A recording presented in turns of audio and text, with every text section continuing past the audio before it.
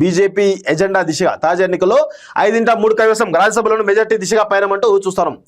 So India కూటమి సంఘటితమవుతుందా? తాజా ఓటమితో Trinamool, DMK, Congress తో కలిసి పనిచేయాల్సిన స్థితి. కేరళలో వామపక్షాలకు ఇదే మార్గం అంటూ చూస్తాం.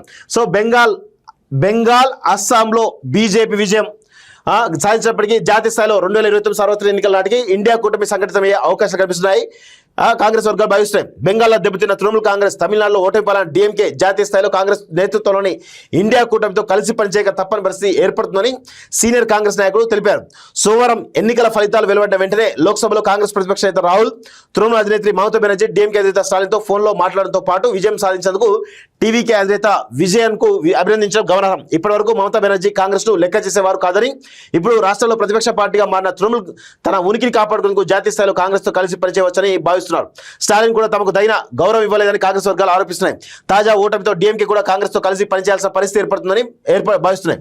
మరోవైపు టీవీకేకు కాంగ్రెస్ మద్దతు ఇచ్చే అవకాశాలు లేకపోలేదని ఆ వర్గాలు పేర్కొంది. కాగా కేరళలో వామపక్షాలు పరాజయం పొందడం వల్ల జాతీయ స్థాయిలో కూడా వాటి ప్రభావం తగ్గిపోతుందని, అవి కూడా కాంగ్రెస్ తో కలిసి పనిచేయక తప్పదన్నారు. ఇది 2029లో కమల్నాథ్లో సంఘటితంగా ఎదుర్కొనేందుకు బలం చేకూరుస్తుందని అంటున్నారు.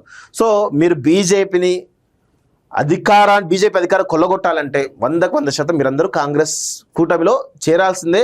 సో ఇది ఇండియా కూటమిలో అందరూ కూడా జాయిన్ అయితేనే బాగుంటుంది. లేదంటే మాత్రం అసలు మీకు ఎట్టి పరిస్థితుల్లోనూ మిమ్మల్ని విభజించి పాలిస్తే మీరు ఎక్కడ కూడా అధికారం రారనే విషయం వాళ్ళకి తెలుసు కాబట్టి మిమ్మల్ని విభజించి పాలిస్తున్నారు. మీరు కూడా ఇంకా తీరుకోకపోతే ఇంకా మీ యొక్క కంచుకోట్లు బద్దలవుతాయి.